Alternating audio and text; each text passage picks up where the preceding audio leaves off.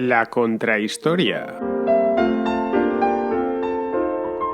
Un programa presentado y dirigido por Fernando Díaz Villanueva.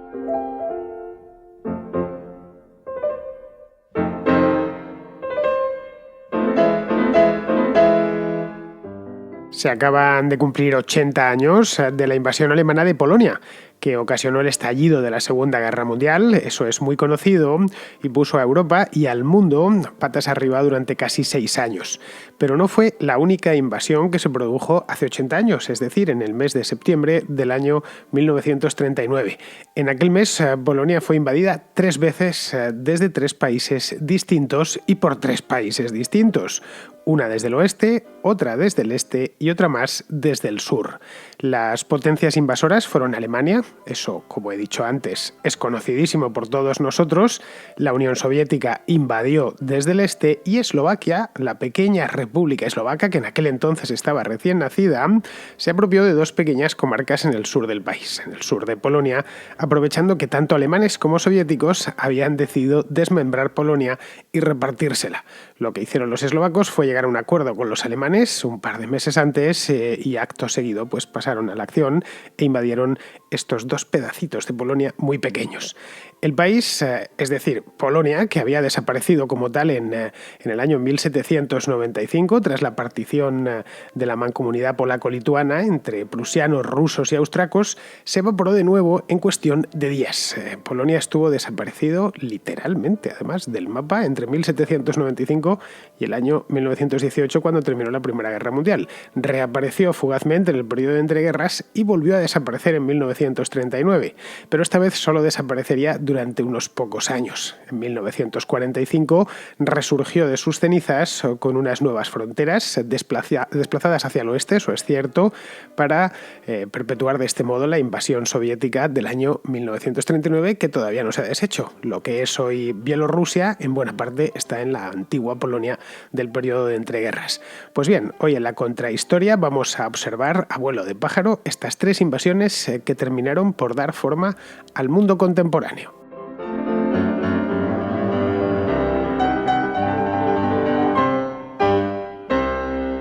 Las fronteras de Polonia siempre han sido un tanto difusas. Si tenéis el detalle de echar un vistazo al mapa de Centro Europa, veréis que las fronteras están dibujadas. No miréis a un mapa político, que esos no dicen absolutamente nada. Mirad un mapa físico del Centro Europa y veréis que no hay ninguna frontera natural más allá de los ríos. El resto no hay montañas, no sucede como en el sur de Europa, donde hay muchas penínsulas, entrantes, bahías, etc. Es una zona maciza y sobre todo muy llana. Por lo tanto, en un lugar así, las fronteras siempre son bastante móviles. Pues bien, a falta de límites naturales claros, quiero decir, los diferentes estados polacos han ido ocupando un área más o menos grande entre el mar Báltico. Las fronteras difusas de Polonia más o menos siempre han estado ahí, entre el mar Báltico al norte, los Cárpatos al sur, el río Oder al oeste y la gran llanura rusa al este. Eso es más o menos, estoy hablando. Si echamos un vistazo al mapa de Polonia a lo largo de los últimos 1000 años, veremos que ha oscilado en torno a esa misma zona, pero se ha movido muchísimo. Con la excepción de las costas bálticas, que no se pueden mover porque es una costa, las otras 3 fronteras se han movido constantemente desde que Polonia debutó en la historia pues hace ya muchísimo tiempo, en el siglo IX de nuestra era. En aquel entonces no era una república, tampoco era un reino, era simplemente un ducado, el ducado de Polonia.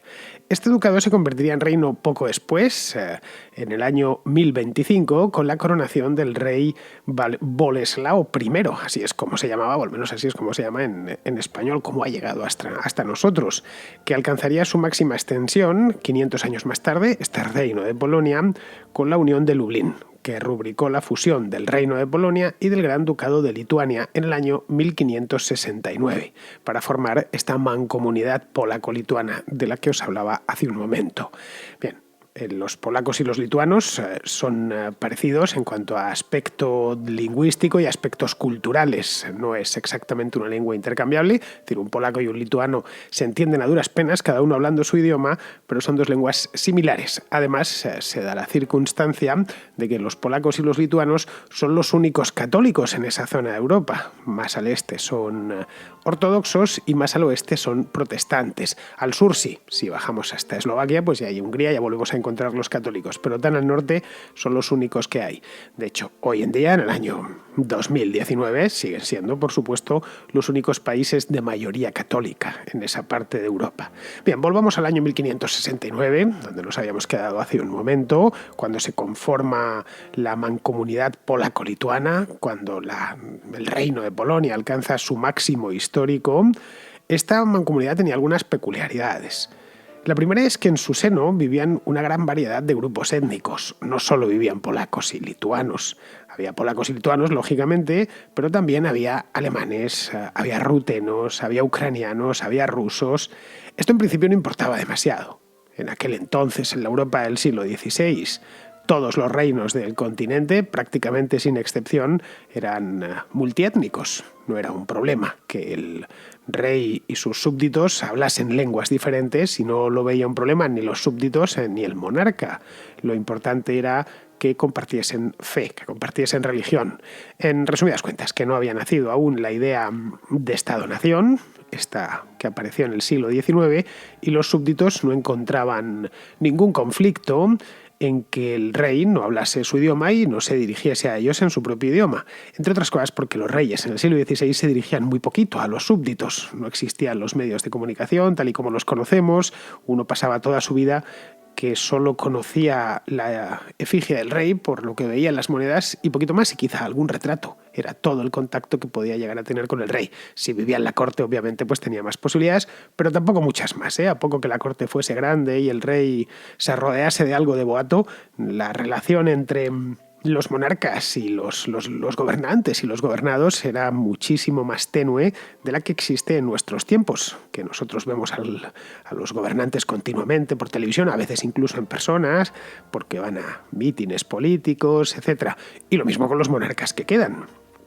Los reyes se esfuerzan en que sus súbditos, allá donde todavía quedan reyes, se esfuerzan en que sus súbditos les vean personalmente, incluso les saluden, les dan la mano, etc.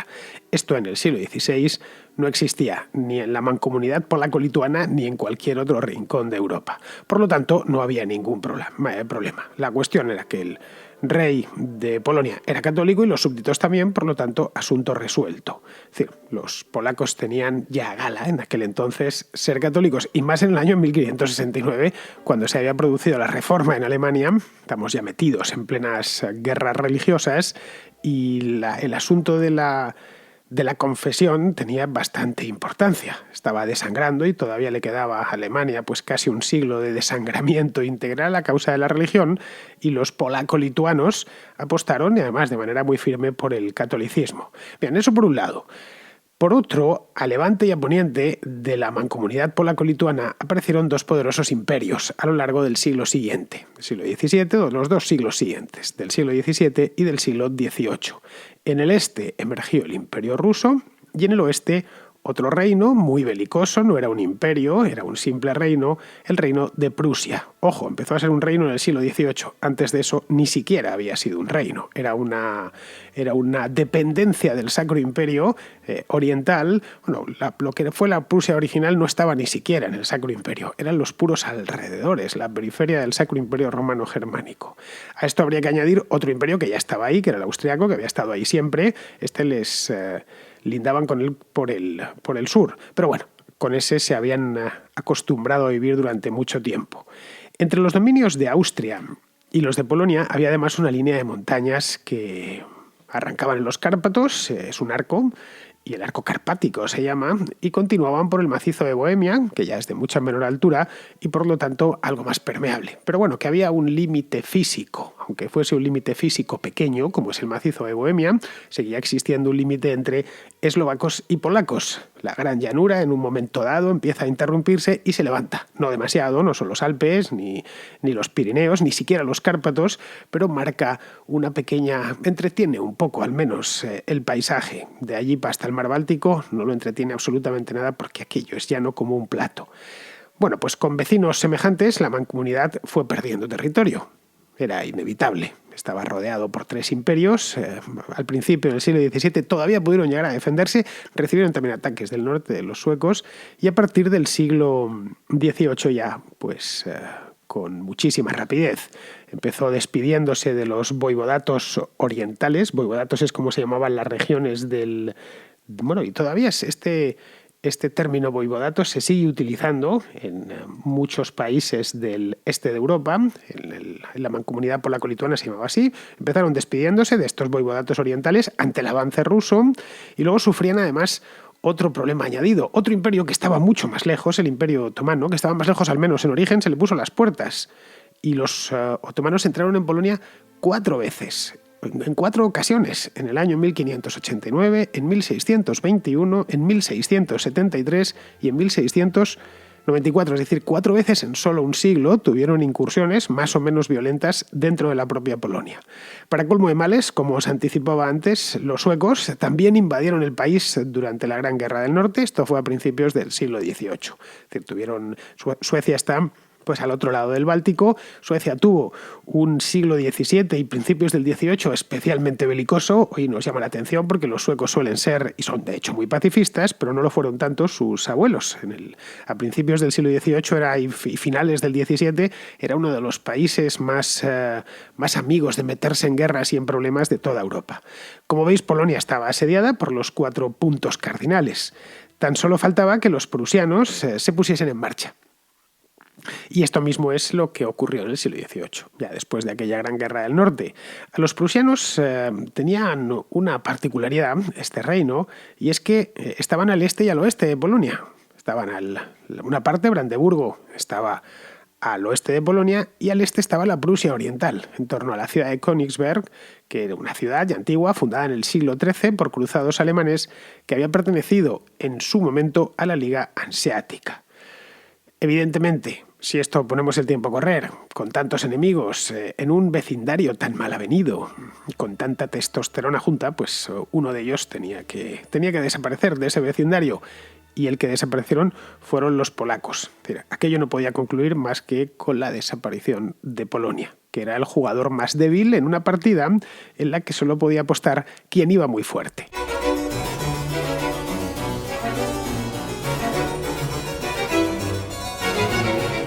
La partición de Polonia no se produjo de un golpe. Estas cosas rara vez se producen de un golpe. Hubo 3 particiones, todas en la segunda mitad del siglo XVIII. La primera tuvo lugar en el año 1772, la segunda en 1793 y la tercera en 1795. A 1772, la primera partición, Polonia llegó ya debilitada, es decir, le habían ido arrebatando territorios, como os decía antes, pero más o menos habían mantenido cierto solar propio, el rey de la mancomunidad, que es el que se desaparecería pues en estos 23 años en los que se repartieron básicamente entre prusianos, austriacos y rusos, se repartieron lo que quedaba, ¿no? Toda Polonia, porque la dejaron sin nada, desapareció. Tras la repartición o el reparto, mejor dicho, en 1795, se fijaron las fronteras de Prusia, de Austria y de Rusia, y el Estado polaco se evaporó de la historia. En principio se iba a evaporar para siempre. Los seres humanos, cuando hacen algo, especialmente esos seres humanos de la variedad política, piensan que esto va a durar eternamente y luego sucede pues que no dura eternamente, porque nada, absolutamente nada dura eternamente. Ni siquiera nuestro planeta va a ser eterno como para ser eterno unas fronteras. En fin, la cosa es que desapareció, ninguno de los que la vieron desaparecer la volverían a ver renacer, porque fue ya muchísimo tiempo después, más de un siglo, es decir, durante pues de 1795 a 1918, no siglo y medio, pero casi. Es decir, nadie vivió tanto tiempo como para ver las dos cosas, y reapareció de nuevo por una carambola ajena completamente a ellos. Reapareció brevemente, eso sí, durante las guerras napoleónicas, en forma de ducado, pero nada, fue muy poquito tiempo y volvió ya a desaparecer con el Congreso de Viena. Esa fue toda su reaparición. Entre tanto, las potencias vencedoras, a fin de cuentas, pues Prusia, Rusia y Austria eran las potencias vencedoras de Napoleón y por lo tanto las dueñas de Europa. De ahí que las posibilidades que tenía Polonia de renacer tras las guerras napoleónicas eran nulas, y el hecho es que no reapareció. Pero que desapareciese Polonia como realidad política, que es lo que había sucedido en 1795, no significaba que lo hubieran hecho los polacos de a pie. Es decir, que la nación polaca, si queremos llamarla así, pues hubiese también desaparecido del mapa. No fue así, seguían ahí, repartidos en 3 imperios. Así encontramos, por ejemplo, en el siglo XIX que había ciudades polacas, como Poznań, por ejemplo, que pasaron a Prusia. Los prusianos la llamaban Posen. Cracovia, o que estaba en Austria, la Krakau que se conocía en el Imperio Austrohúngaro, en alemán, y Varsovia o Lublin, que estaban en el Imperio de los Zares, que formaban parte de Rusia. En estas 3 ciudades, por supuesto, que había comunidades alemanas, en el caso de Posen, o austriacas, en el caso de Cracovia, y por supuesto rusas, tanto en Lublin como en Varsovia. Pero la mayor parte de la población se mantuvo polaca durante todo este tiempo. Bien, a lo largo del siglo XIX emergió el movimiento nacional polaco. Bueno, emergieron todos los movimientos nacionales, y el polaco, que era una nación sin Estado, pues era uno de los más llamativos y que tenían más que demandar, porque habían existido como Estado hasta hacía muy poquito tiempo. A mediados del siglo XIX sí que quedaba gente que recordaba, aunque fuese en su niñez, cómo había existido un reino de Polonia y se lo habían repartido entre los distintos imperios, los 3 grandes imperios de Europa. Por lo tanto, pedían que eso se recuperase. Estos nacionalistas polacos organizaron algunas revueltas importantes, como la sublevación de Posen en el año 1848 contra los prusianos, o el levantamiento de Enero, que esto fue en la zona rusa. Esto fue en enero del año 1861. Así es como se llama, el levantamiento de Enero. Pero nada, clamaban en el desierto. Nadie en Europa quería mover una coma de lo acordado en el Congreso de Viena, no por nada, sino porque funcionaba. Más o menos había mantenido Europa en paz, y ni franceses, ni británicos, ni por supuesto los beneficiarios del Congreso de Viena, los que más se habían beneficiado, que eran Austria, Rusia y Prusia, querían mover una coma de aquello. Los polacos estaba claro que tenían una lengua y una cultura propias, pero a fin de cuentas, no eran los únicos de Europa del Este en esa situación. Había un montón de minorías nacionales viviendo tanto en Rusia como en la propia Austria. En Austria había muchísimos. A principios de este verano hice un programa sobre el Imperio Austrohúngaro y hablábamos de la cantidad de nacionalidades que vivían allí, más o menos mejor avenidas, pero estaban ahí. Luego, lo de los polacos era una simple minoría que vivía en los imperios de Europa del Este. Ese statu quo, que se había mantenido bien durante el siglo XIX, saltó por los aires con la Primera Guerra Mundial. Los tratados de Versalles, de Saint-Germain-en-Laye y de Trianon alumbraron una Europa oriental completamente nueva. Si el mapa europeo de 1920 se lo hubiéramos mostrado a un europeo en 1910, no se lo hubiese creído. Bueno, ¿qué? ¿Andabas borracho y te has puesto a redibujar el mapa de Europa? Más o menos del río Elba a la derecha, todo cambió. En el occidente apenas cambió nada, pero en el oriente prácticamente todo. Se redibujó completamente con criterios étnicos. Claro, ahí Polonia, que era una nación sin Estado, pues ya volvía a tener de nuevo cabida.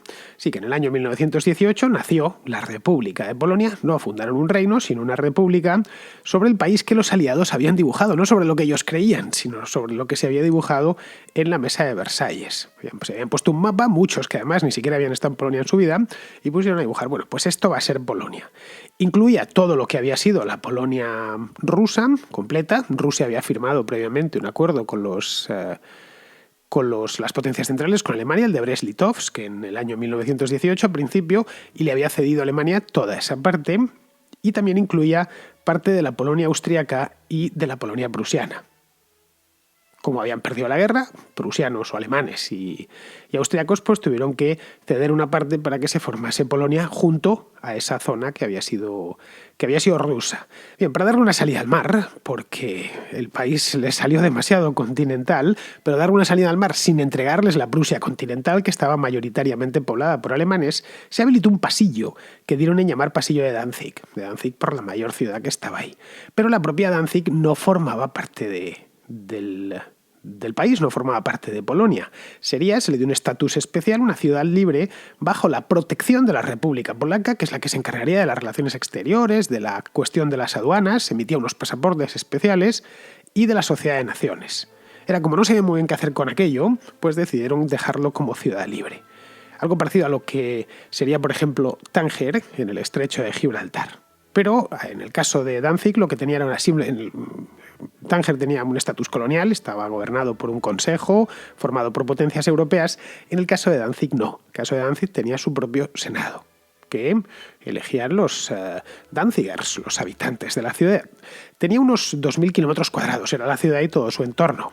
Que no está mal, es la provincia de Guipúzcoa, por ejemplo, tiene eso, unos 2.000 kilómetros cuadrados, tenía más un puerto importante, el puerto de Danzig, era de los más importantes del Báltico, y aproximadamente unos 350.000 habitantes, de los cuales el 95% eran de habla alemana, solo el 3% de habla polaca, y el resto, pues un variadillo, había básicamente rusos y ucranianos. Vamos, resumiendo, que prácticamente toda la ciudad hablaba alemán. Algo similar sucedía con la religión. 2/3 eran luteranos alemanes, lógicamente, y el resto católicos, en los que estaban pues esa minoría polaca y los alemanes polacos, más luego ortodoxos y también una pequeña comunidad judía. Tenía Danzig su propia moneda, se llamaba florín, el florín de Danzig, y hasta pasaportes, como os he dicho, propios que se emitían para los habitantes del lugar. Era un estatus realmente extraño, como os he dicho antes. Se encargaba de la aduana, por ejemplo, había que pasar la aduana polaca, en el caso de que se quisiese ir a Danzig. Estaba en Polonia, pero sin estar en Polonia. Lo que no estaba, desde luego, era en Alemania, a pesar de estar poblada por alemanes. Bien, para que no saltasen chispas, la Sociedad de Naciones nombró a un alto comisionado, que se encargaría de ejercer de mediador en el caso de que hubiera problemas, cosa que se preveían desde el primer momento. Esto, una ciudad de alemanes, medio gobernada, autogobernada, eso sí, pero con los polacos de protectores al final, y una también con su pequeña minoría, pero minoría de polacos, al final aquí iba a haber problemas. Por lo tanto, la Sociedad de Naciones, os lo conté en la contrahistoria que hablé de la Sociedad de Naciones, envió a un comisionado especial, un tipo que dedicado en exclusiva a mediar en el caso de que hubiese problemas, que no tardan en haber problemas, lógicamente. Pero bueno, a pesar de su estado internacional, era básicamente una ciudad alemana, por lo tanto, lo que pasase iba a estar atado a lo que sucediese en Alemania. El alemán era la lengua que se escuchaba por la calle, el alemán era la lengua que se hablaba en el Senado de la ciudad, era la lengua en la que se publicaban los periódicos. Si pudiésemos viajar en el tiempo y irnos hasta la Danzig del año 1928, por ejemplo, pues y caminásemos por la ciudad, era una ciudad bonita, como todas estas ciudades asiáticas del norte de Europa, lo que escucharíamos a nuestro alrededor sería alemán, vamos, casi no, segurísimo, porque con el 95% de la población de habla alemana, pues ya os podéis imaginar. Bien, con el surgimiento del nazismo, como os decía, todo dependía, la estabilidad de aquella ciudad, aquel invento de la Sociedad de Naciones dependía de lo que pasase en Alemania, pues en Alemania pasó que surgió el nazismo. Y con esto pues era cuestión de tiempo que las ideas pangermánicas que propagaban los nazis pues se propagasen a su vez por toda esta ciudad. Y es lo que terminó sucediendo. Tampoco era extraño. En el año 1934 los nazis se hicieron con el Senado de la ciudad y se hicieron con el Senado de la ciudad mediante el mismo método con el que se habían apoderado del Reichstag.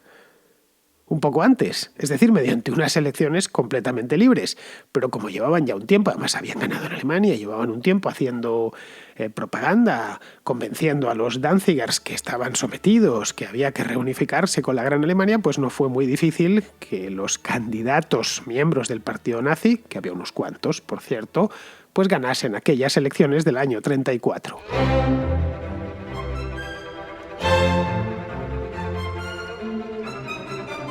De esta manera, en el mes de noviembre de 1934, un miembro de las SS, no ya del partido nazi, de las SS, que se llamaba Arthur Geiser, se convirtió en presidente de la ciudad. Antes de él había ocupado el cargo otro nazi, un tipo llamado Hermann Rauschning, pero Rauschning terminaría rompiendo con Hitler poco después y se enfadaría y emigraría a los Estados Unidos. Allí Rauschning se estableció como granjero en Oregón y allí moriría pues muchísimos años después, tantos años como 40, porque murió en 1982 con casi 100 años de edad, 94 exactamente, he ido a mirarlo, ya se le habría olvidado hasta el propio Danzig. Él tampoco conocería el mapa si lo hubiéramos enseñado, él que ha terminado quedando en el este de Europa después de todo lo que sucedió después de la caída del muro. Pero bueno, el hecho es una zona del mundo que ha cambiado bastante en los últimos 100 años, las fronteras han corrido muchísimo. Bien, en el caso de haberse quedado en Danzig, este hombre, a Rauschning me refiero, su vida habría sido bastante más corta. No hubiera vivido nunca hasta 94 años, hasta 1982, porque el partido nazi estableció un régimen de terror en la ciudad. Violaban de manera sistemática los acuerdos internacionales y pedían continuamente los periódicos controlados por el partido, manifestaciones callejeras, etc., la reunificación con Alemania. Esto llegó hasta las principales potencias, que eran Francia y el Reino Unido, que lo último que querían eran problemas en el este de Europa.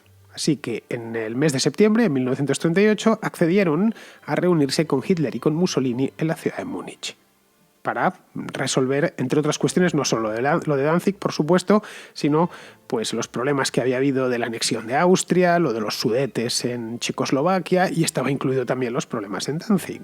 Así que estos acuerdos, que supuestamente iban a librar al mundo de una guerra, el ministro de Exteriores del Reich, que se llamaba Joachim von Ribbentrop, se dirigió al embajador polaco y le exigió, poco después de firmados estos acuerdos, le exigió por las buenas la reincorporación de Danzig a Alemania. Le vino a decir, no la queréis para nada, hay pocos polacos allí, así que, por favor, entregadnos la ciudad. El embajador polaco, que era un tipo llamado Józef Lipski, le comunicó a su gobierno que si cabía la posibilidad y así se quitaban ese dolor de cabeza de encima. Pero el gobierno polaco se negó en redondo a autorizar semejante operación, una operación para la que Polonia tampoco tenía facultades, ya que la ciudad libre de Danzig estaba protegida por la Sociedad de Naciones, no solo por Polonia. Era, además de eso, el principal puerto de Polonia, de hecho el único, porque el puerto de la vecina Gdynia estaba aún en construcción y en la localidad de Sopot, que también está cerquita, eso estaba en el corredor, pues simplemente no había puerto de ningún tipo. Creo que sigue sin haberlo. En Sopot hay industrias, pero a lo más un puerto náutico para embarcaciones de recreo y poquito más, pero vamos, en Gdynia sí, y en Danzig también sigue habiendo puerto, pero en aquel entonces el único puerto era el de Danzig, donde además llegaban los ferrocarriles. Bien, pues con esto se abrió la crisis de Danzig, que sería el preludio a la invasión. Durante meses el gobierno polaco y el alemán intercambiaron todo tipo de invectivas. Se insultaban, más o menos, lo mismo que hacen los políticos actualmente, con la diferencia que la temperatura subía de las declaraciones, subía bastante más de temperatura en los años 30 que ahora. Ahora se miden bastante estas cosas, o se miden bastante más de lo que se hacía entonces. Unos exigían la entrega de la ciudad inmediata y los otros se negaban, diciendo que bajo ningún concepto y que eso no era parte de Polonia, pero que ellos eran responsables de mantener ese estatus. La escalada verbal, que fue a lo largo de los años 38 y principios del 39, alcanzó su punto álgido en marzo de 1939, cuando el gobierno nazi dijo que les vino a decir que o les daban Danzig por las buenas o lo ocuparían por las malas, que no había más. Y esto metió de cabeza al Reino Unido en el problema. Así que el 31 de marzo del 39, Neville Chamberlain, que era el primer ministro del Reino Unido en aquel entonces, todavía no había llegado Churchill, llegaría más tarde, anunció en la Cámara de los Comunes que el Reino Unido sería el garante de la independencia de Danzig y por extensión de la propia Polonia. Vino a decir, para que se lo dijo a los comunes, pero realmente se lo estaba diciendo a Hitler, que sepas que en el caso de que se te ocurra invadir la ciudad, nosotros intervendremos. Pero a esas alturas, ya estamos hablando del 31 de marzo del 39, pues ya era tarde para todo. Durante el verano de ese año, la tensión entre el gobierno de la ciudad y los polacos escaló hasta que la situación se tornó irrespirable un mes después, ya en el mes de agosto. El cónsul británico en Danzig envió un informe al Foreign Office, a sus jefes, en el que detallaba cómo grupos de alemanes estaban introduciendo armas en la ciudad. Este informe se envió en el verano de 1939. Esto era algo conocido por todos. Lo que se limitó el cónsul británico es a apuntarlo en un informe, en lenguaje diplomático, y enviárselo a Londres. Pero era algo que más o menos todos conocían, tanto los que se dedicaban a estas actividades que, por supuesto, como por las autoridades polacas, que temían más que nadie una guerra, porque Polonia no estaba en condiciones de enfrentarse al ejército alemán, ni con ganas, ni por supuesto en condiciones. Era un país mucho más pequeño, peor armado, era un país además poco menos que recién nacido. Un país que había recuperado su independencia solo 20 años antes y no especialmente bien gobernado. Así que a mediados de agosto del 39, el ministro de Exteriores de Polonia, que se llamaba Josef Beck, comunicó al gobierno alemán que estaban dispuestos, haciendo una excepción, a dejar el control aduanero de la ciudad y entregárselo al Senado, no a Alemania. Simplemente al Senado de Danzig, que estaba controlado por los nazis alemanes, pero bueno, como un gesto de buena voluntad. Pero en lugar de calmar a los alemanes esta oferta, que probablemente 1 o 2 años antes les hubiese sentado muy bien, en aquel momento ya se veían ganadores de aquello, lo que hizo fue enfurecerles aún más. Querían la ciudad toda, completa, y la querían ya, en ese mismo instante. Además, a mediados de agosto, Hitler y Stalin ultimaban un acuerdo. Es decir, que estaban ya en otras cosas. Ya lo que pudiese decir o no el ministro de Exteriores o el presidente de Polonia les importaba bastante poco a los gobernantes alemanes. En aquel momento estaban gestionando y ultimando un acuerdo con los soviéticos para repartirse Polonia. Es decir, cortar por lo sano y como no ya Danzig, sino todo el país. Era un acuerdo secreto, por supuesto, como todo acuerdo que se precie, un acuerdo que en principio era ilegal porque se estaban repartiendo un país soberano y por lo tanto no podían hacerlo público. Los países vecinos, pues ¿qué harían? Pues o callarían por miedo, como Rumanía, o participarían del festín, como la recién creada República de Eslovaquia, que había nacido tras la anexión de Bohemia por el Reich a principios del 39 y que era, en esencia, un estado cliente de la Alemania nazi. El día 23 de agosto se selló en Moscú un tratado de no agresión, este tratado que habían estado negociando durante semanas, se selló con la firma, lo firmaron entre alemanes y soviéticos. Lo llamaron de no agresión, pero consistía en agredir, básicamente. Era no agresión entre ellos, claro, porque la idea del tratado era repartirse Polonia entre los dos, dejando 2 pequeñas migajas en el sur para los eslovacos, que algo tenían que darles porque Hitler les había obligado a entregar una parte de su país a Hungría, porque la idea de Hitler era clientelizar Hungría. ¿Por qué Hitler? Y esta es una pregunta. ¿Se avino a pactar con los soviéticos? Esa es una pregunta que muchos se hacen todavía hace 80 años después, cuando en público echaba pestes del bolchevismo. Era uno de los grandes males de la humanidad. Hitler se la tenía tomada a los judíos, se la tenía tomada a los liberales y se la tenía tomada a los comunistas, en esencia. Él abjuraba de todo lo que era el orden liberal del siglo XIX, en el que él había nacido y se había criado, pero abjuraba también de las revoluciones del siglo XX, como era el caso de la revolución bolchevique. ¿Cómo podía sentarse en la misma mesa y firmar, por mucho que se fuesen a repartir un país, y firmar y darse un abrazo? No lo hizo físicamente porque lo firmaron los ministros de Exteriores, es decir, que no estuvo Hitler en Moscú, pero bueno, en las fotografías de la firma sí que se ve al propio Stalin sonriendo la mar de a gusto. ¿Cómo pudieron firmar aquello? Se habían estado enfrentando además en la propia Guerra Civil Española, solo unos meses antes, soviéticos y nazis. Los propios soviéticos también echaban pestes de los nazis y hablaban del fascismo internacional y de que ellos eran los únicos que podían frenarlo. ¿Por qué se vinieron a esto? Pues por interés, obviamente. Querían invadir Polonia, los dos, o quedarse con una parte, cada uno de ellos, y Hitler lo tenía además muy bien planificado. Polonia iba a ser la primera fase de la expansión hacia el este. Y no quería que la Unión Soviética se pusiese del lado de los polacos o le buscase las cosquillas. Del lado de los polacos pues terminarían poniéndose británicos y franceses, pero estaban muy lejos y eso Hitler más o menos lo descontaba. Lo que nosotros hagamos en lugares perdidos de la mano de Dios en el este de Europa, a los franceses les puede molestar, pero a la hora de intervenir de manera rápida no van a poder hacerlo. Conocía perfectamente cuál era el estado del ejército francés y los problemas que tenía el Reino Unido para intervenir en tierra. En el mar eran invencibles, pero a la hora de despachar una expedición, qué sé yo, hasta Brest-Litovsk, por ejemplo, en el interior de Bielorrusia, pues ya lo tendrían más difícil. Lo habían más o menos calculado todo bien. Solo les faltaba una coartada, claro, porque ya se lo habían repartido, ya secretamente, pero les hacía falta una coartada para entrar en el país, para venderlo al menos a sus propios ciudadanos y al resto del mundo. Y la coartada para invadir esto es lo que empezarían a buscar. Primero la coartada intelectual, que era una cosa dirigida más a los alemanes. Danzig es una ciudad alemana, el 95% de la población habla alemán, y tienen pleno derecho a reunificarse con el resto de Alemania, conforme a los principios étnicos consagrados en la Paz de Versalles. Es decir, que si había alguien ahí que estaba violando la Paz de Versalles, era la existencia misma de Danzig.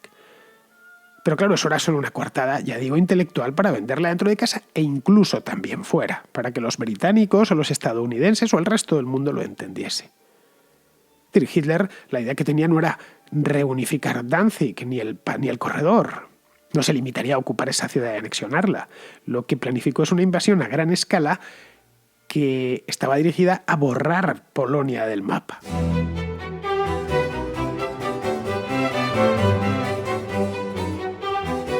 Otra pregunta aquí sería ¿para qué quería Hitler Polonia?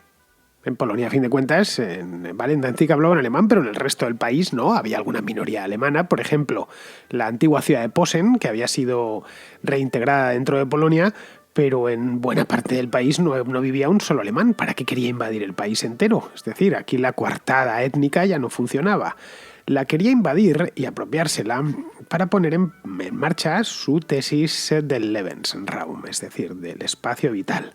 Una vez conseguida la unificación de todos los germanohablantes, que era la primera de sus intenciones, y con Danzig ya lo conseguían, pues pasaba a la siguiente fase. Pasaba al siguiente capítulo, que era conquistar nuevas tierras para que los alemanes pudiesen expandirse a gusto. No les faltase ni espacio ni materias primas, ni espacio físico, quiero decir. Y así se lo comunicó a finales de agosto a su Estado Mayor, que se reunió con él en su residencia veraniega de Obersalzberg, en los Alpes bávaros, y se lo dijo sin disimular lo más mínimo. Bien, ya hemos reunificado toda Alemania, una vez hayamos invadido las partes alemanas de Polonia, y a partir de ahí ya todo lo que conquistemos va a ser para que nos podamos expandir nosotros, conforme dejé claro en mi libro Mi lucha, que escribí hace ya más de 10 años y que todos ustedes deberían haber leído a estas alturas. Por supuesto, el Alto Estado Mayor habían leído todos Mi lucha, porque en Alemania, en 1939, Mi lucha era poco menos la Biblia del régimen, poco menos que era un libro de lectura obligatoria. El gobierno polaco no era ajeno a esto y se temía, con muchísima razón, por cierto, lo peor. Así que se apresuró a firmar con los británicos un acuerdo de defensa mutua, que se sumaba al que ya tenían firmado con los franceses desde los años 20. Es decir, Alemania podía invadir el país si así lo deseaba, pero tendría que vérselas con británicos y franceses, que poseían entonces grandes ejércitos y dos imperios ultramarinos de considerables dimensiones. Alemania y el Reino Unido, luego Francia y el Reino Unido, luego Francia cayó en muy poco tiempo.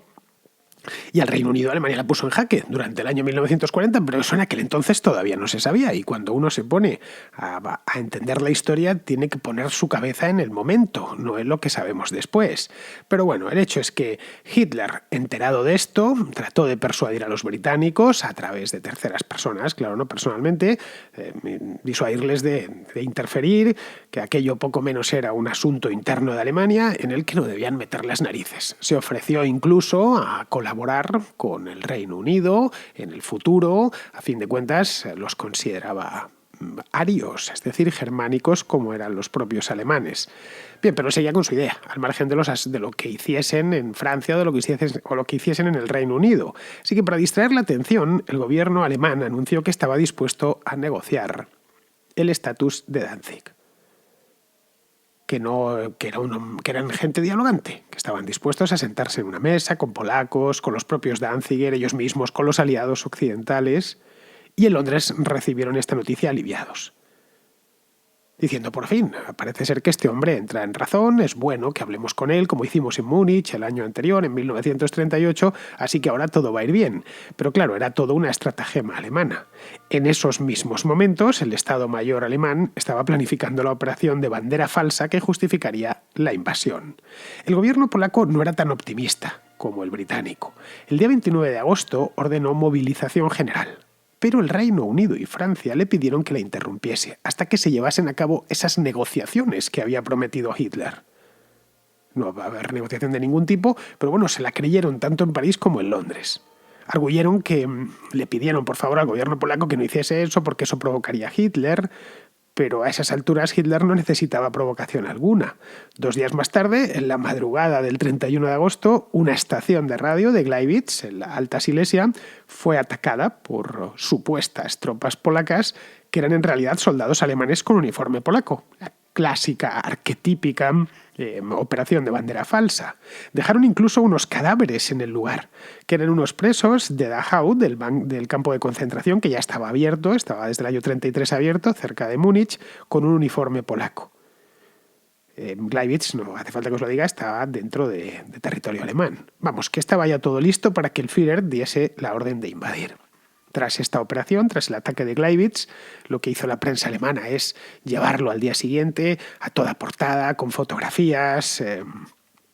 Se encargaron los propios comisarios del partido de que todo el mundo lo supiese, para que se levantase algo de indignación. Sacaron las fotografías de esos cadáveres, unos pobres desdichados de Dachau vestidos con uniforme polaco como si hubieran sido los atacantes. El plan estaba trazado con cuidado, vamos, que no había improvisación alguna. Como podéis ver, se había planificado esto en el mes de marzo. Y no era ni siquiera una idea de Hitler, había sido de los propios militares que habían pensado que les habían encargado un modo de empezar una guerra buscando una excusa y la crearon. Los militares también crearon el plan para invadir Polonia entera. Polonia no era un país inmenso, pero tampoco era un país pequeñito. Una cosa es ocupar una ciudad llena de alemanes, que eso hubiera sido muy fácil, y otra bien distinta, ocupar prácticamente todo el país.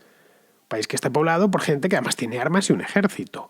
Esto lo que hicieron el Alto Estado Mayor alemán fue sentarse en el mes de marzo del 39 para planificar una guerra que tenía que ser lo más breve posible, pero que iba a ser guerra a fin de cuentas. Tenían que prever las bajas, trazar una estrategia completa.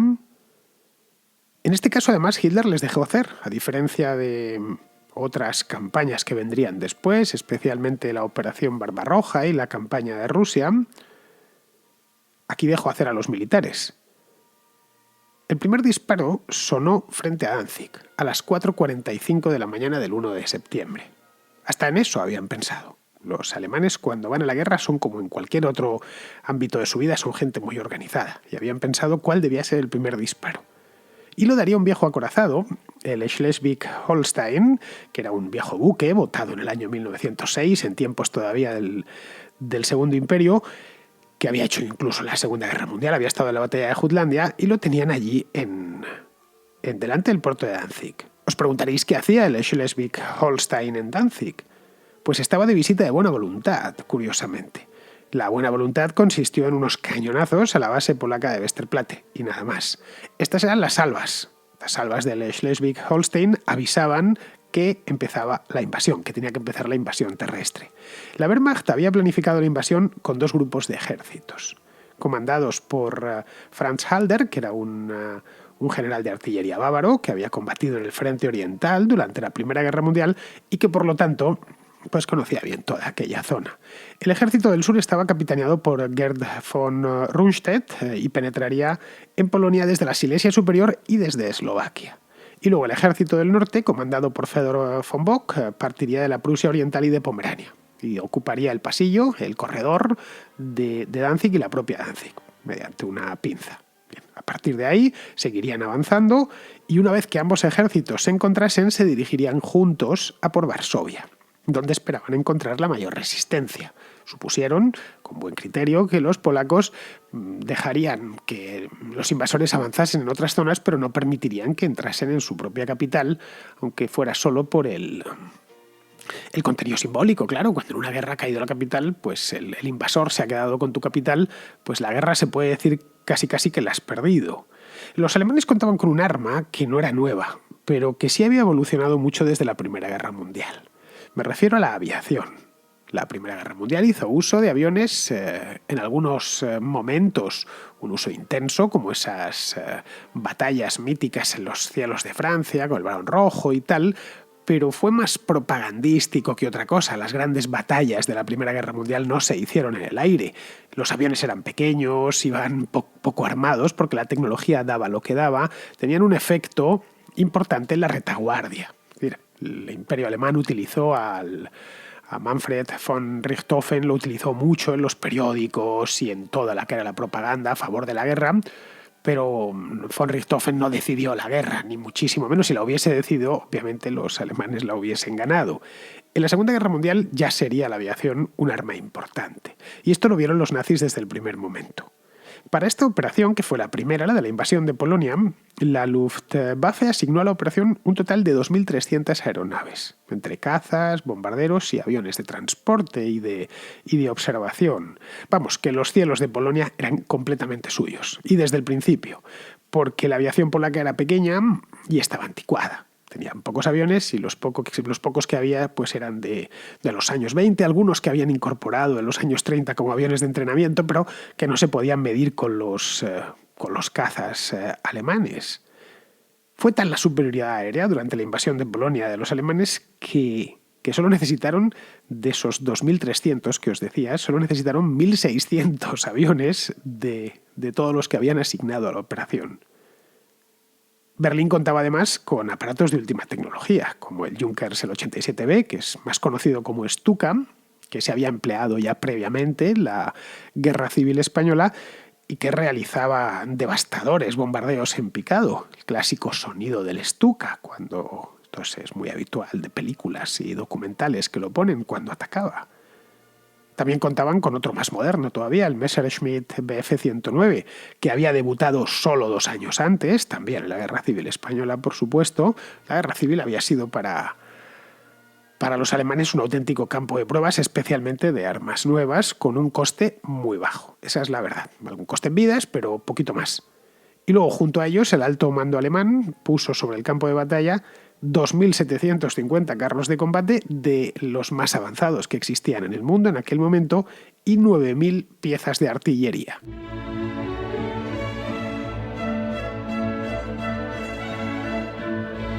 ¿Qué podía oponer la pequeña República de Polonia frente a esto? Pues la verdad es que poco, bastante poco. ¿Qué podía ofrecer ante semejante alarde de fuerza? Pues casi nada, tan solo 39 divisiones, 24 de las cuales fueron movilizadas el mismo día de la invasión, el 1 de septiembre, frente a las 66 divisiones alemanas. Más aparte de eso tenía 200 tanques, que no se podían ni comparar con los alemanes, y solo 400 aviones, que como ya os he dicho, pues no eran gran cosa. Los generales alemanes tenían además una nueva táctica, que en la guerra tan importante es disponer de una buena estrategia como disponer de buenas armas y de muchos hombres, y esta nueva táctica estaba concebida para evitar que el frente se atascase en trincheras, como había sucedido en la Primera Guerra Mundial. Los alemanes las habían padecido en carne propia, muchos de los que planificaron esta guerra y la protagonizaron. No olvidéis que en el año 1939 habían pasado solo 21 años desde el final de la Primera Guerra Mundial. Muchos de los que movilizaron para esta invasión habían estado movilizados 20 años antes en el frente oriental o en el frente occidental de la Primera Guerra Mundial. Y el peor recuerdo que tenían, aparte de la propia derrota, era la guerra de trincheras, las penurias que se pasaban en las trincheras. Así que los alemanes, desde los años 20, los generales alemanes venían devanándose los sesos para ver el modo en el que se podía evitar esto. Con los medios del año 1914 era imposible, pero la tecnología había avanzado en 20 años. Han aparecido, por ejemplo, aviones mucho más rápidos, la tecnología de carros de combate, que había sido un invento británico durante la Primera Guerra Mundial, había evolucionado mucho, y esto permitía hacer una guerra mucho más rápida. Los alemanes la llamaron Blitzkrieg, que significa literalmente guerra relámpago, y consistía en el empleo sincronizado de la aviación y las fuerzas de tierra mecanizadas, los tanques básicamente, para atacar con velocidad y no interrumpir el avance. Atacaban en una columna, focalizaban en un punto, el Schwerpunkt lo llamaban, y se dirigían hacia él a mucha velocidad y evitando siempre pararse, porque sabían que en el momento en que se paraban, automáticamente se podía el enemigo atrincherar y entonces no le quedaba al que atacaba más remedio que atrincherarse también, es decir, la maldición de la Primera Guerra Mundial. Los alemanes además lo tenían todo muy bien planeado. Llevaban meses organizando la operación y los mapas de Polonia se los sabían de memoria, sabían exactamente pues donde había una colina, que no hay muchas en Polonia, pues sabían dónde estaba, los ríos, qué anchura tenían, qué profundidad, por dónde se podían cruzar mejor, dónde estaba cada uno de los pueblos, cuántos habitantes.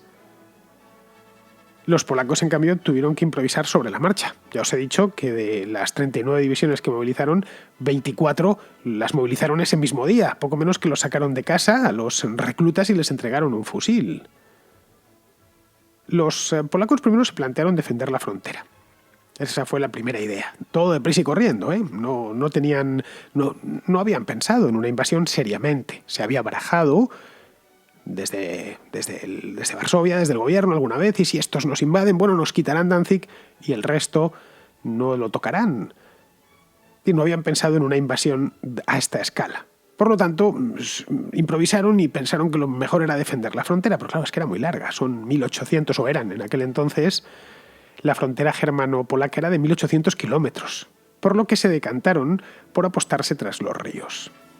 Los ríos en esta zona de Europa son ríos anchos y hay que cruzarlos, y para cruzarlos pues un ejército, especialmente un ejército mecanizado, pues necesita construir pontones.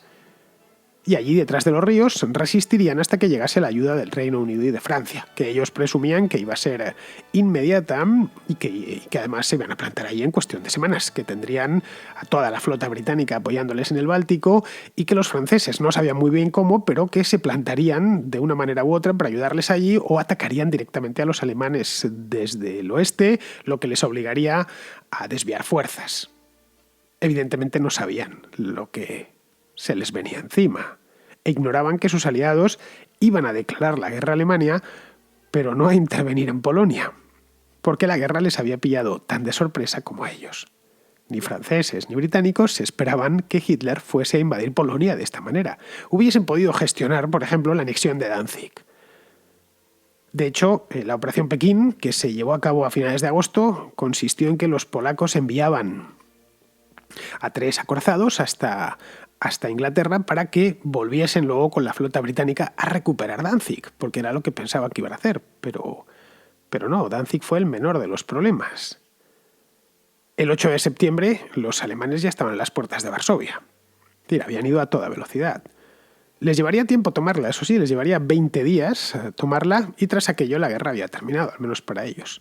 La última operación bélica tuvo lugar entre el 2 y el 6 de octubre, en Kok, que estaba en aquel entonces al este del país, hoy Kok está en Bielorrusia, donde un general polaco llamado Franciszek Kleberg resistió como pudo, hizo toda una heroicidad y se retiró ya con lo que le quedaba hacia Rumanía.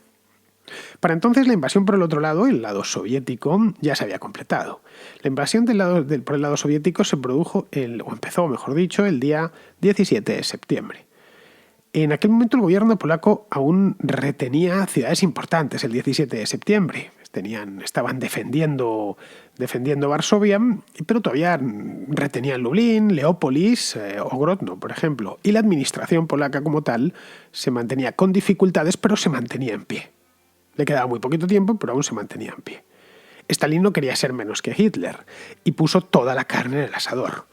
Organizó 2 ejércitos, como los alemanes. Uno atacaría desde Bielorrusia, al mando de Mikhail Kovalyov, y otro desde Ucrania, capitaneado por Semyon Timoshenko. El planteamiento era muy similar al de los alemanes. Entre ambos ejércitos sumaban un total de 700.000 hombres, 4.700 carros de combate, 3.000 aviones y 5.000 piezas de artillería. Como veis, era un señor ejército. No tan grande como el alemán, pero la verdad es que importante. Como en el caso de los nazis, los soviéticos habían probado parte de ese material bélico en la guerra de España. Por lo tanto, tanto los aviones como, por ejemplo, los carros de combate habían combatido en España y los habían ido perfeccionando. Habían tenido tiempo para un arma, pues como para cualquier cosa, no existe mejor prueba que la realidad. Se pueden hacer todos los estudios que se quieran, pero al final, hasta que ese arma no se prueba en el campo de batalla, no se le pueden, más que no se le pueden aplicar las mejoras, no se pueden descubrir sus defectos. Y todas estas armas venían de un campo de pruebas gigantesco que había sido la guerra de España, donde habían demostrado dónde podían fallar y no hicieron más que, tanto soviéticos como alemanes, que corregir esos fallos. A los polacos la invasión soviética también les pilló por sorpresa. Pensaban, en su inocencia, que la URSS permanecería neutral tras la invasión alemana. El día 5 o 6 de septiembre, cuando ya tenían a los alemanes encima, dirigiéndose a toda velocidad hacia Varsovia, consideraban que tendrían solo que enfrentarse a los alemanes, atrincherarse detrás de un río y esperar a que llegasen los británicos y los franceses en su auxilio, pero que la URSS no se metería en esto. Por lo que enviaron todas las tropas al oeste. No dejaron prácticamente más que a una guardia fronteriza en la frontera con la Unión Soviética. Esta ilusión, evidentemente, duró poco, duró solo 17 días. A las 4 de la mañana del 17 de septiembre, el Ejército Rojo cruzó la frontera oriental y dio comienzo a la invasión. Los polacos reaccionaron rápido, a pesar de que les estaban invadiendo por el otro lado del país y estaban defendiendo Varsovia, pero claro, no podían atender a dos frentes. De hecho, no podían atender ni siquiera a uno. Alemania había destinado a la invasión 1,5 millones de hombres, la URSS unos 700.000, como os decía, y frente a eso Polonia pues solo podía responder con un máximo de 1 millón de hombres, estirándolo al máximo, y la mayor parte de ellos recién reclutados, mal armados y con la única ventaja del conocimiento del terreno, porque no tenían otra. Pero claro, Polonia, a diferencia de España o de Italia, no es un país montañoso, es llano como un plato, como os decía al principio del programa. Cualquiera que haya estado por allí lo habrá visto. Para los que somos del sur de Europa, estos llanos que no se terminan nunca nos desconciertan un poco, y es lo que nos encontramos cuando viajamos por esas zonas del continente.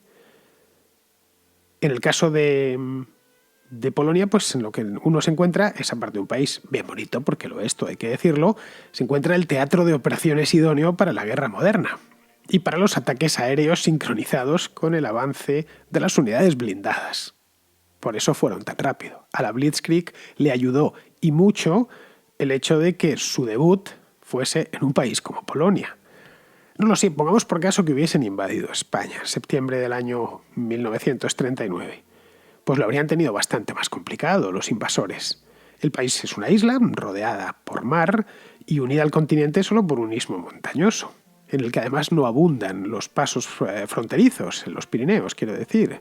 Y los que hay están casi todos por encima de los 1.500 metros. Una vez franqueado esa muralla, pues se hubiesen encontrado valles, desfiladeros, cerros y el sinnúmero de sierras que recorren la península ibérica de norte a sur.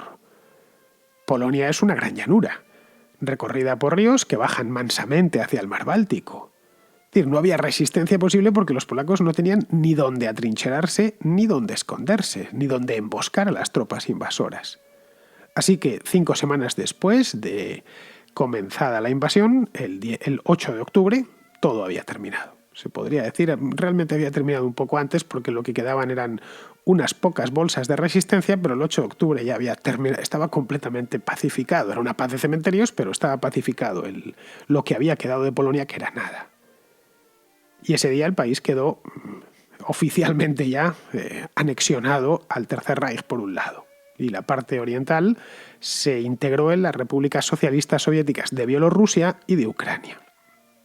Los mandos nazis y soviéticos se reunieron en Brest-Litovsk, en el mismo lugar donde se habían reunido en 1918 para firmar la paz, que era una ciudad que había ocupado los alemanes, las tropas alemanas, pero que luego cedieron gentilmente a los soviéticos.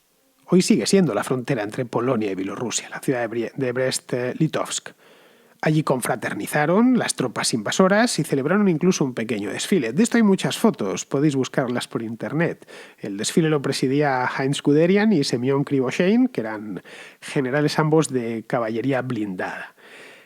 El gran desfile se celebró en Varsovia, De esto hay no solo fotografías, sino además mucha película, porque donde iba Hitler automáticamente le seguían decenas de fotógrafos y de camarógrafos. Este fue el día 5 de octubre, por eso os decía que para el 8 ya estaba la cosa más que terminada. Estaba allí Adolf Hitler de cuerpo presente y la victoria pues era absoluta. Los soldados polacos que no habían muerto en el campo de batalla o se escondían como podían por los pueblos y aldeas o huían hacia Hungría y Rumanía, pero no huían a Eslovaquia, que también había participado en la invasión. La República Eslovaca era una creación reciente. Había nacido en marzo de 1939 tras la anexión de Bohemia y Moravia en el Reich. Esto os lo comentaba así por encima antes, al empezar el programa. Fue reconocida esta república en el acto, según se proclamó, por Alemania y por sus aliados de entonces, que eran básicamente Italia, Japón y España y algunos países más, y por la Unión Soviética, que también reconoció inmediatamente la proclamación de la República Eslovaca. Ni Francia, ni los Estados Unidos, ni el Reino Unido, ni ningún país occidental o ninguna democracia occidental reconoció la proclamación de esta república. Era una república pequeña, de una cinta de tierra de 38.000 kilómetros cuadrados, emparedada entre Hungría y Polonia, con solo 2,5 millones de habitantes. Los alemanes colocaron como presidente a un sacerdote llamado Josef Tiso, que era ferozmente antisemita. Uno de los planes de Hitler era formar gobiernos de este tipo por todo el este de Europa. Es decir, gobiernos títeres en todos los países del este y así no había necesidad de invadirlos. Y conservarían cierta ilusión de independencia. Era un plan, Hitler todo esto lo organizaba muy bien y lo tenía más o menos medido. Bien, en lo que nosotros llegamos y nos apoderamos de aquello por el tema del espacio vital, pues habrá que tener gobiernos que sean afines a nosotros, que además nos pueden ir echando una mano en los asuntos más urgentes, como puede ser la invasión de Polonia o luego posteriormente la invasión de la Unión Soviética, a la que se apuntaron también, por cierto, los eslovacos con gran entusiasmo, por cierto. El gobierno de Tiso era el arquetipo de gobierno títere nazi.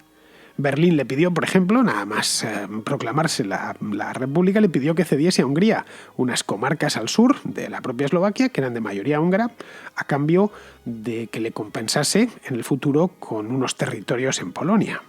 Lo que quería Hitler con esta operación era congraciarse con el gobierno húngaro, que gobernaba en aquel entonces Miklos Horthy, que de nuevo, un nuevo gobierno títere. Le iba a compensar a Eslovaquia además con muy poquito, es decir, iba a ceder a Hungría mucho más de lo que iba a ganar de Polonia, era un bocadito de Polonia, en el momento además en que se produjese la invasión.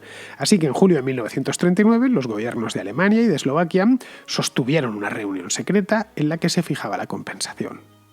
Tiso se comprometía, a cambio, a movilizar 3 divisiones que se integrarían en el grupo de ejércitos sur, el que mandaba Gerd von Rundstedt. El día 1 de septiembre, el día que empezó la invasión alemana, las 3 divisiones eslovacas se pusieron en marcha de madrugada, cruzaron la frontera y empezaron a ocupar los pueblos y aldeas polacas que les habían asignado. Fue una campaña muy breve, la verdad, de solo una semana. El día 7, Halder, que era el general en jefe de todos los ejércitos alemanes, les ordenó detenerse. Se habían adentrado aproximadamente unos 30 kilómetros en territorio polaco y ya tenían en su poder las áreas prometidas en el acuerdo firmado en el mes de julio con Adolf Hitler. Por lo tanto, eso ya lo podían integrar. Eran tan pequeñas estas comarcas que tenéis que acercar mucho el mapa, si lo queréis ver. Eran dos bultitos en la frontera entre Eslovaquia y Polonia, la frontera de aquel entonces. No fue tampoco una guerra especialmente sangrienta, una invasión muy sangrienta. Los polacos se limitaron a retirarse. Aquellas comarcas del sur pues eran el último de sus problemas, no llegaron a tomar ninguna ciudad, eran simplemente pueblos, y solo se registraron 37 bajas mortales del lado eslovaco y algo más de 100 heridos, que por supuesto pues fueron homenajeados por el gobierno de Tiso como auténticos héroes nacionales. Vamos, un auténtico paseo militar, porque Eslovaquia había puesto sobre el terreno un total de 51.000 hombres en estas 3 divisiones, todos de infantería. Por supuesto, creó una división mecanizada, pero la creó un poco tarde y cuando se incorporó al frente ya se había acabado la guerra. Más luego algunos aviones de reconocimiento que von Rundstedt empleó para dar servicio posteriormente a las tropas alemanas. La invasión eslovaca fue de tan reducidas dimensiones que suele ser pasada por alto. Por regla general se habla siempre de la invasión de Polonia pensando en Alemania. También algunos, los que más conocen esta época, piensan en la Unión Soviética, pero normalmente se desconoce que Eslovaquia puso su granito de arena, porque fue la verdad un granito, en esta invasión. Pero bueno, en esto la intención es lo que cuenta, no la cantidad de kilómetros cuadrados que has invadido. Claro, al lado de la invasión soviética, o de la alemana, no digamos, pues que han hecho ambas correr ríos de tinta, pues la invasión polaca languidece un poquillo. Pero vamos, invasiones de Polonia no hubo una, como muchos piensan, sino que hubo 3, perfectamente sincronizadas, que borraron el país del mapa en poco más de un mes. Los aliados occidentales os preguntáis qué hicieron en aquel momento ante una operación tan rápida. Pues quedaron sobrepasados completamente por esta campaña. Se limitaron a declarar la guerra a Alemania porque lo habían prometido así, pero no se la declararon a la Unión Soviética, con quien no se querían enfrentar. En Londres y en París, en septiembre del 39, no sabían muy bien qué hacer. Así que lo que hicieron fue colocarse a la defensiva en espera de la embestida alemana, que efectivamente llegaría unos meses más tarde y al menos para Francia sería letal.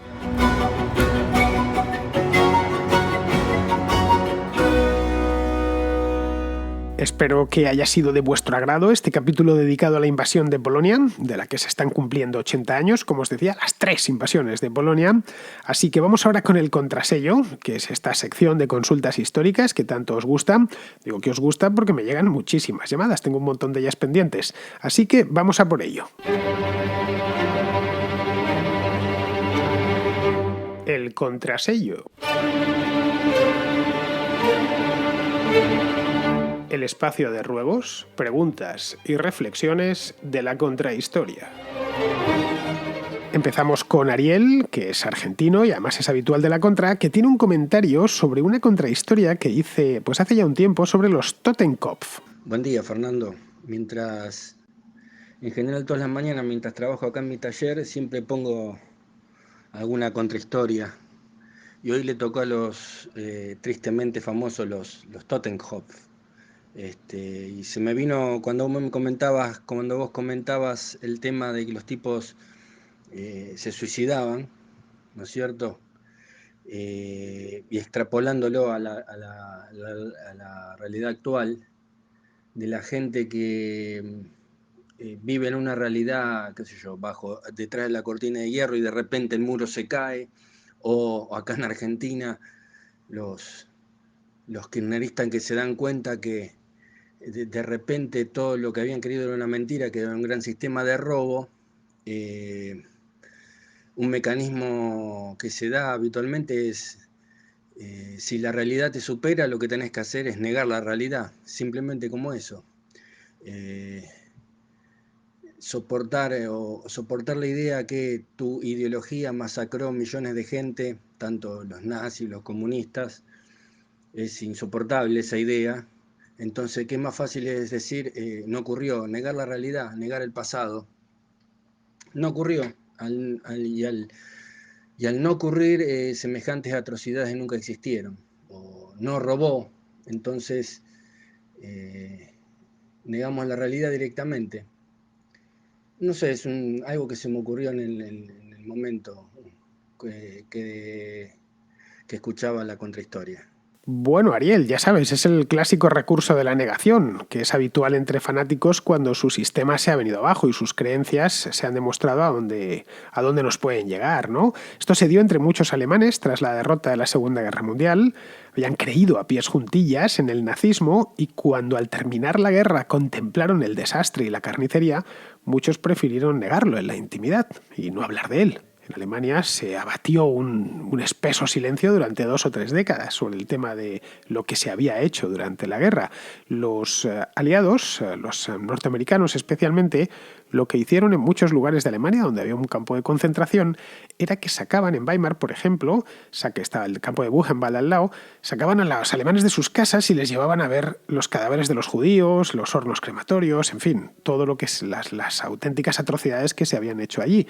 Y veías en las fotografías, se puede ver a los alemanes mirando al suelo, avergonzados. Claro, muchos de esos volvieron a casa, muchísimos serían votantes del partido nazi, habían aupado a Hitler y al propio partido, y durante años decidieron negarlo.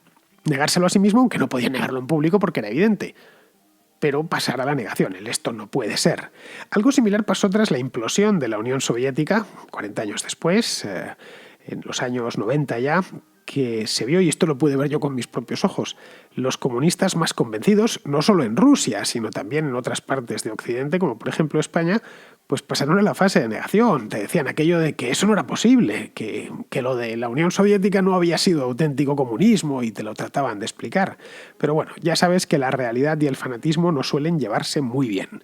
Vamos ahora con Belén, que ha escuchado otra contrahistoria, la que hice sobre la presencia de España en África, y tiene un comentario al respecto. Y bueno, es un programa que, bueno, me ha gustado mucho, como todos los que haces, pero es que este además me sentí como muy vinculada con él, bueno, con algunas de las cosas que has contado, ¿no? Porque, bueno, aunque sea una contrahistoria y siempre dices que bueno, que tiene que estar como lo suficientemente lejano para poder hacer historia de ello, pero claro, en este caso, pues la presencia española en África continúa, aunque reducida, y algunos hechos de los que cuentas, pues están lo suficientemente cercanos, diría, como para tener algún tipo de vínculo directo o indirecto, más bien, ¿no?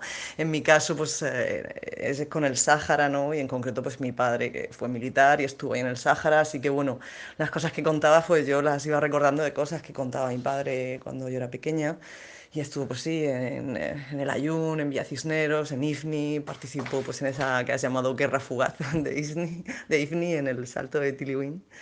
Y bueno, fíjate que mi padre contaba a propósito de eso, y a mí se me quedó muy grabado que en la salida de España del Sáhara era algo como que se le había quedado ahí un poco clavado, ¿no? Él hablaba de...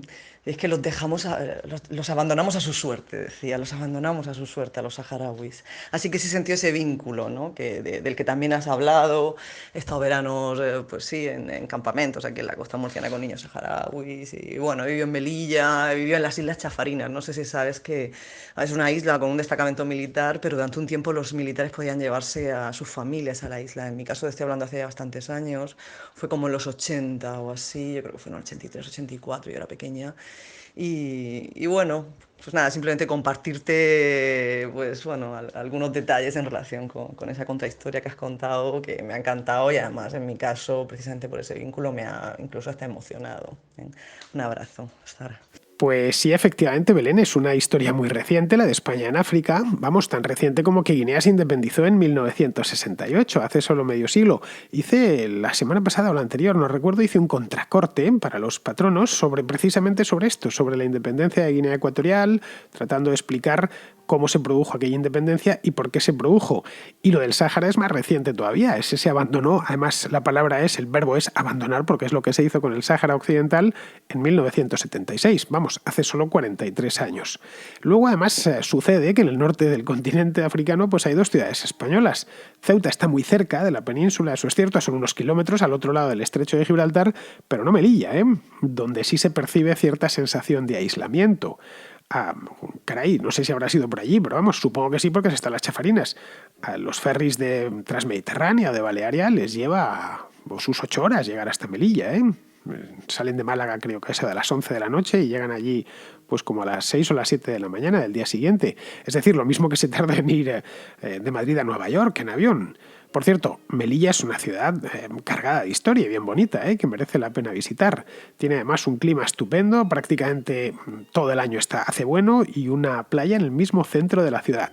Se puede ir en avión, tiene un pequeño aeropuerto, pero yo os recomiendo llegar en barco. Cualquier ciudad costera a la que se llega en barco gana muchísimos puntos. Bien, pues ya vamos a ir terminando. Vamos con Mario, un oyente de Colombia, que tiene una petición de historia hispanoamericana y una duda sobre el patrimonio arquitectónico.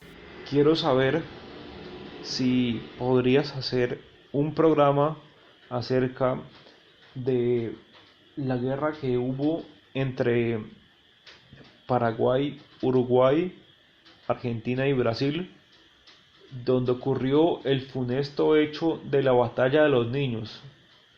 Y tengo una segunda duda acerca del patrimonio arquitectónico. Esta es un poquito más extensa. Y ¿desde qué momento se empezó a ver el patrimonio arquitectónico como cosas que tenemos que dejar embalsamadas? A ver, me explico. Mm, Hoy día, hace poco estuve en Europa y eh, específicamente en España, y recuerdo que varias ciudades antiguas tienen muchas escaleras en sus espacios públicos. Y le pregunté a alguien que sabía, o que me creí yo que sabía, que por qué no ponen rampas a sabiendas de que hay tantas personas viejas, perdón, personas mayores con movilidad reducida, y que hay madres que, a diferencia de países como Colombia, no gozan de varias personas que le puedan ayudar a cargar un niño, o una silla, o un carrito, a través de una escalera para llegar de un punto a otro con diferente altura. Eh, y me dijo que la UNESCO les da unos certificados de patrimonio histórico de la humanidad o algo así, eh, por no tocar esos espacios. Pues me parece curioso, porque yo no sé si la UNESCO tenga tanto poder como para meterse en cosas tan puntuales como un tramo de escalera de 5 metros en una calle X o Y. Y segundo, porque yo no entiendo por qué por qué se contempla, o desde cuándo contempla la arquitectura como algo, al menos el patrimonio arquitectónico, como algo que tiene que estar embalsamado y estar impoluto, idéntico siempre, a unas sabiendas de que la historia de la arquitectura siempre ha sido la historia de la remodelación, la reforma, la ampliación de los espacios a través del tiempo, satisfaciendo pues las necesidades de cada momento histórico. Es el caso, por ejemplo, de la Catedral de Santiago de Compostela, que empezó siendo eh, una pequeña capilla en el campo Estelae, hasta ser la gran catedral que es hoy día.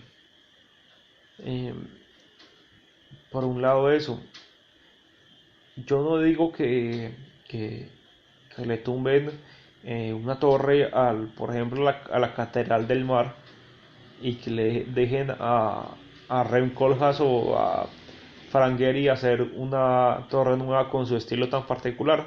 Simplemente digo que, bueno, sí, sí, sabiendo que las necesidades de cada momento son diferentes, y que en el momento que hicieron todas esas obras, eh, los jóvenes en Europa abundaban, y no se contemplaba que hubieran madres solitarias cargando niños en la calle. eh, Porque no se hacen reformas, y aunque sean discretas, aunque no digo que tengan que ser como grandes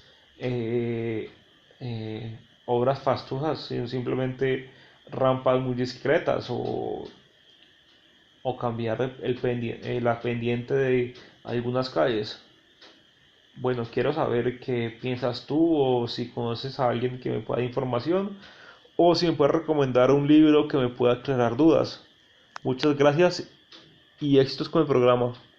La batalla de los niños se llamaba Costa New, creo recordar esta batalla, si mal no recuerdo, tuvo lugar en el año 1869, durante la Guerra de la Triple Alianza. De la Guerra de la Triple Alianza he hablado aquí alguna vez en la contrahistoria, aunque no le he hecho una contrahistoria que llegará, por supuesto, me lo piden algunos oyentes paraguayos, y la verdad es que es una historia, en Paraguay la tienen muy presente todavía hoy, a pesar de todo el tiempo que ha pasado. Y esta guerra enfrentó por un lado a Paraguay, por otro a Brasil, Argentina y Uruguay. Bien, esto fue en 1869, ya al final de la guerra. El ejército paraguayo estaba exhausto después de 5 años de guerra. Asunción ya había sido ocupada por la Alianza, pero el presidente de Paraguay, que se llamaba Francisco Solano López, hizo la clásica españolada de no rendirse, a pesar de que todo estaba perdido. Así que, para enfrentarse a los aliados, solo pudo enviar una tropa no muy numerosa, formada básicamente por niños y por adolescentes. De hecho, declaró que todos los menores de 12 años eran ya hombres y eran adultos y que podían ir a la guerra. En la tropa, que ya digo, no era muy numerosa, eran solo 4.000 soldados, unos 3.500 eran menores de edad. Como os podéis imaginar, pues cayeron como chinches. La mitad murió en el campo de batalla, que era un llano, a unos 60 kilómetros de Asunción. Bueno, Paraguay es un país bastante llano, en lo que hoy es el municipio de Eusebio Ayala. Pero vamos, fue una cosa horrenda, fue una auténtica carnicería, porque el ejército brasileño y argentino estaba formado por 20.000 hombres perfectamente armados y todos veteranos de la guerra. Respecto a lo que comentas de la conservación del patrimonio, a ver, eso de congelar las ciudades en el tiempo, pues nace en el siglo XIX y ya se fortalece en el siglo XX, cuando la población se multiplica y las ciudades empiezan a crecer. En España, por ejemplo, el primer monumento nacional que se le protegió fue la Catedral de León, si mal no recuerdo, a mediados del siglo XIX, en tiempos de Isabel II, y luego ya en el siglo XX muchísimo. Vamos a ver, en muchas ciudades europeas, durante especialmente la primera mitad del siglo XX y también durante la segunda, se empezaron a tirar edificios antiguos y a derribar manzanas enteras, iglesias, etcétera, para que la ciudad siguiese creciendo, ¿no? Y hasta ese momento era normal que las ciudades se canibalizasen a sí mismas. Es decir, que la Roma de los Césares está debajo de la Roma actual y la Barcelona actual está encima de la Barcelona medieval.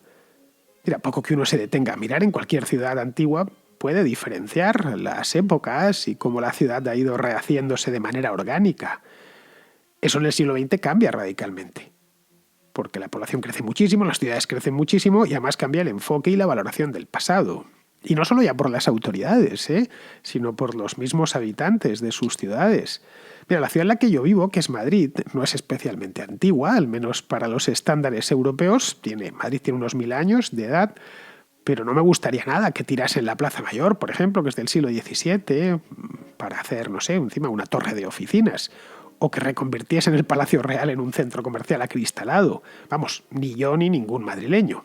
Bien, a partir de aquí, que eso yo creo que es obvio, si tienes un Palacio Real como el de Madrid, que es una auténtica maravilla, pues nadie quiere que lo tiren, o la Plaza Mayor, que es una de las más famosas del mundo y que además está muy bien y todos los madrileños nos gusta mucho. A partir de aquí entraríamos en el debate de lo que es patrimonio artístico y lo que no es patrimonio artístico. Claro, en países donde hay mucho, como es el caso de España, pues el debate es mayor todavía. El patrimonio aquí es numeroso, porque el país es muy antiguo y vamos, que la civilización llegó aquí hace miles de años. España es el tercer país del mundo con más lugares inscritos en la lista de Patrimonio de la Humanidad de la UNESCO. Hay un total de 47 lugares Patrimonio de la Humanidad. Además de eso, luego están los llamados bienes de interés cultural, los BIC, y ahí ya tienes miles de monumentos, jardines históricos, zonas arqueológicas, etc. Están todos protegidos, y son muchísimos, creo que unos 17.000, una cosa así, en toda España. Y ahí sí que hay debate, claro, sobre si este o aquel monumento pues debe de ser BIC, debe de ser un bien de interés cultural, y hasta qué punto se pueden practicar transformaciones en ellos. Por ejemplo, como bien dices, poner unas escaleras mecánicas. En Toledo, que es una joya y por supuesto es patrimonio de la humanidad, hay escaleras mecánicas para subir a la ciudad. Está en un peñasco. Lo que ahí se hizo es camuflarlas para que no estropeen el perfil arquitectónico de Toledo. También se hizo un aparcamiento, debidamente escamoteado. Si no tienes ojo clínico no lo ves, o si no sabes que está el aparcamiento ahí. Pero bueno, sobre esto vas a encontrar opiniones de todo tipo. Mira, de patrimonio el que sabe mucho es Alberto Garín, que estuvo conmigo aquí la semana pasada y que volverá a estar el mes próximo. Así que yo le dejo esta cuestión, se la dejo a él para que te la amplíe si es que cree necesario o si puede aportar algo más, que seguro que puede aportar muchísimo más. Muy bien, pues estoy mirando el reloj, ya con esto termino la contrahistoria de hoy. Ya sabéis, mañana tenemos contraportada, pero no aquí, sino en la contracrónica. Así que, queridos amigos, hasta mañana.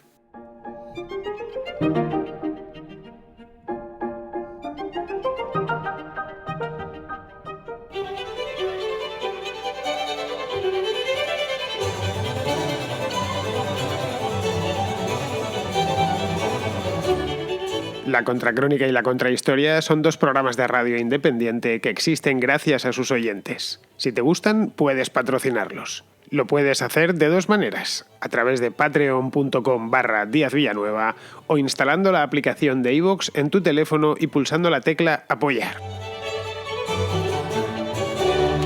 Solo por ser patrono podrás escuchar El Contrapunto, un programa musical distinto a todos los demás. Pero, sobre todo, hazte patrón para que la Contracrónica y la Contrahistoria se sigan emitiendo por los siglos de los siglos. Amén.